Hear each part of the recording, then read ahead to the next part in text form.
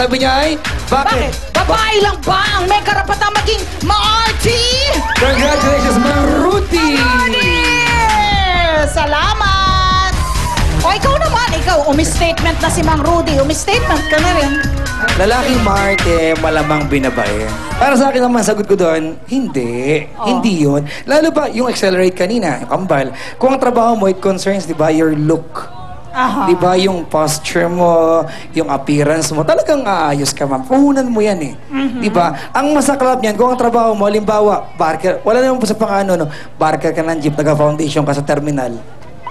Di ba? Talagang pag-iisipan ka, ay, si Manong bakla. Di ba pag barker ka ng jeep, dapat nga lalo kang mas madalas magmaligo at mag-ahit? Ako kasi, alam mo yung panahon ngayon, nag-evolve na talaga ang ang homo sapien. Ang lalaki ngayon, no, lalo na sa makabagong panahon, tanggap na natin yan na sila talaga, very vain. Tanggap ko yon, yung mga lalaki na malinis. Masarili ko yung product line, mama, ang lalaki. Hindi, ang pinaka niyan, paano yan pa-level level up di ba na madalas maligo, malinis ang kuko, mabango, di ba? Nagpa-parlor, nagpa-manicure, pedicure, nagpapakulay ng buhok. Pero, yung iba, nagpapa-liposuction, nagpapatanggal ng eye bags. Merong mga mister, kaya sila ganito, dahil na rin sa misis nila. Kasi si misis, ako, pinapamili mo ng damit yung asawa mo. Diba? So talagang kino-coordinate mo yung suot niya. Pinamimili mo ng sapatos. Dinadala mo sa parlor para ipamanicure at pedicure mo. Ngayon, kung ginagawa yun ng mister mo na mabango siya, bagong ahit para hindi ka magka-rashes pag hinahalikan ka, di ginagawa din niya yun para sa'yo. Okay? So sa akin, pasok yan. Kung binabaiman, no? Magpakatotoo ka.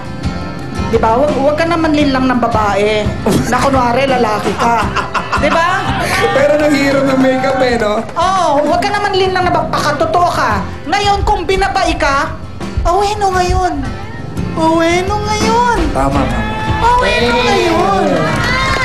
Tanggap pa rin, diba? It's not a crime. Just be true to yourself. Tama!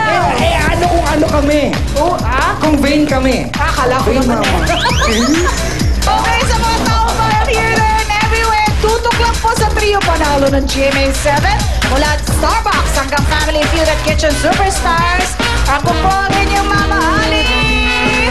Thank you sa Terra Nova and Calliope. And green cap for MJ.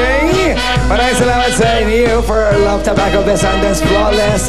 Ayan, thank you Mary Lynn's Antique Shop with the phone number 0939768628. Sa may silang Cavite. Ayan mga kaibigan, salamat po sa mga taong bayan ng Seaside Square Barangay Tambo, Parana Q. Ayan, bukas, taong bayan naman ng Barangay 684, Zone 74, Paco, Manila. Wow! Ang ating mga kabaltaktakan mga kaibigan. Salamat, Chancellor ha. Ako po si Papa Jack. Dito kami, nagpapahalo na po ang Starbucks. Dito, kasali ka!